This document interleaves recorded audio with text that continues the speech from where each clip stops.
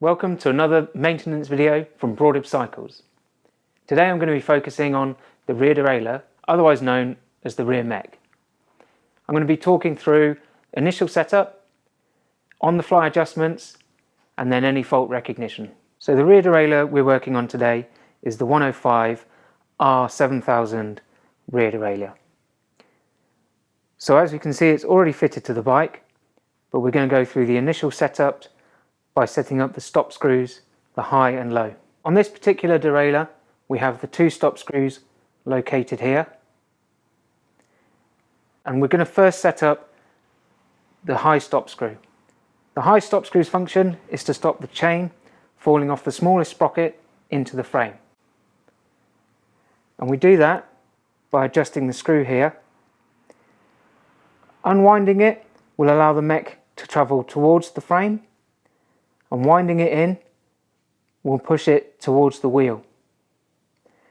To get it exactly lined up, we look from the back of the bike to make sure that the sprockets and the top jockey wheel are in line. Make sure the derailleur can still change in to the lowest sprocket. We can manipulate the rear derailleur by hand. We'll start turning the cranks and using your forefinger behind the mech and your thumb to slightly push it. You can push the derailleur up the cassette, and then on the way down allow it to return back to the small sprocket. If it returns onto it and is making no noise, we've got that stop set up correctly.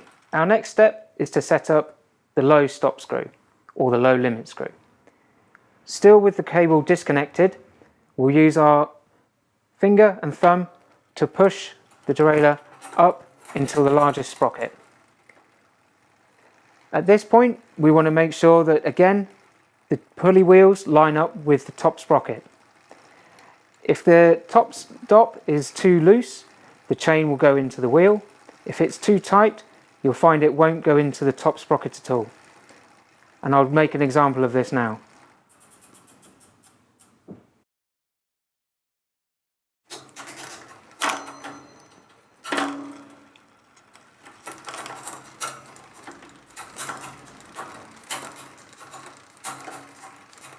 And to adjust this, we'll undo the limit screw.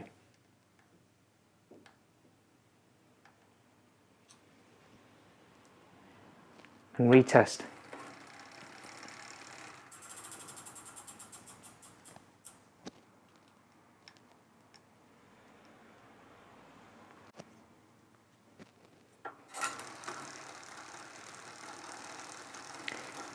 Return the derailleur back to the smallest sprocket. We've now set up the limit screws, and at this point we don't want to touch them. They've got no further impact on the setup of your rear derailleur. When attaching cables on rear derailleurs, it's important to make note of where the routing is for the cable. If it's not in the right place, you'll find this has a big effect on the changing of the gears. You want to pull the cable tight and clamp down on the cable in the correct place. This should be up to 4 Newton meters, or at least hand tight. The next stage of the process is to set up the B limit screw. The B screw determines the gap between the jockey wheel and the largest sprocket, and we want this gap to be about 5 millimeters, or at least the width of the chain. To adjust that, we use the limit screw on the back of the derailleur here.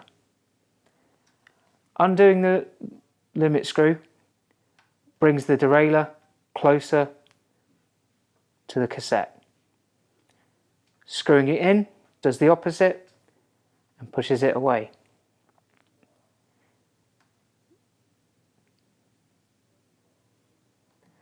We now have the limit screw set up so that it's the width of the chain from the top of the pulley wheels. The final stage of the process is to check on the cable tension. We do this by running up and down the cassette, making sure that we get a smooth change on every shift. While we're doing this, we give at least 2 or 3 turns on the crank before changing gear. This allows us to also listen to it and listen to the derailleur. As you can hear in this example, there's a small click. And for this, we know that the cable tension isn't quite right. We can adjust some tension using the adjuster on the derailleur itself. In this case, we're going to wind the adjuster in until we lose the noise and it's silent through that one gear. We can then change up the cassette,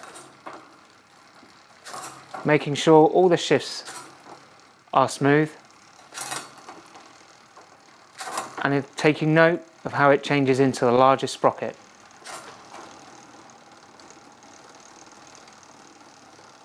We can then change down, again checking on every shift.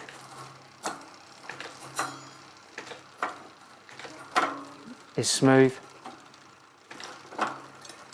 and then checking on the last sprocket to make sure it comes down into the smallest with ease.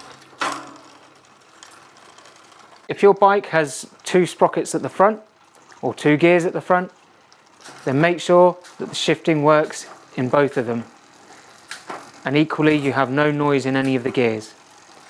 Again, we do this by running up and down the cassette, making sure that we listen on each sprocket of the cassette to make sure we have a nice quiet running chain and smooth running system.